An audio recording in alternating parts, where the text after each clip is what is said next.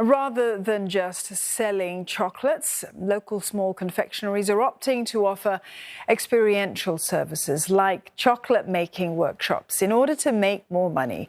That's as they're facing pressure on their profit margins amid skyrocketing prices in the cocoa market. This chocolate manufacturer produces only about 600 bars each month. Compared to the start of the year, it's now paying double the price for raw cocoa beans that it then turns into sweet treats. The bad news is they're about to pay more.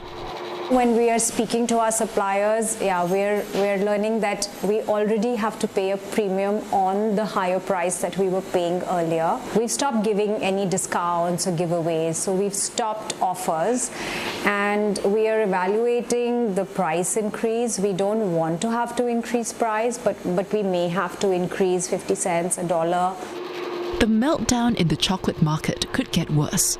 Cocoa supplies from the world's two leading producers, Ghana and Ivory Coast, are drying up thanks to climate change and disease outbreaks. That's led to cocoa future prices soaring 4 times, from slightly over £2,200 1 year ago to almost £8,800 today.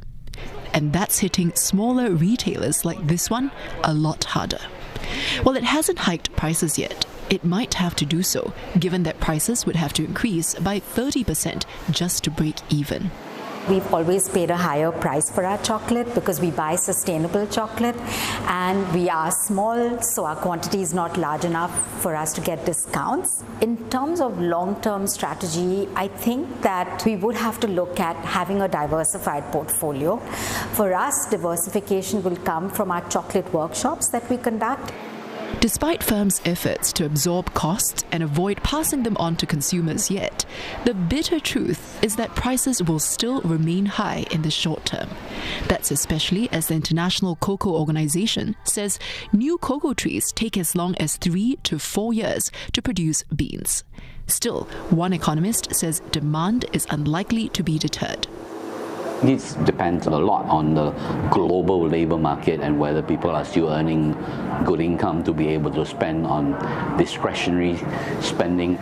But on the near medium term, it's really all about whether government in key, say, cocoa producing countries in West Africa reinvest and invest in the infrastructure, in upgrading yield, etc.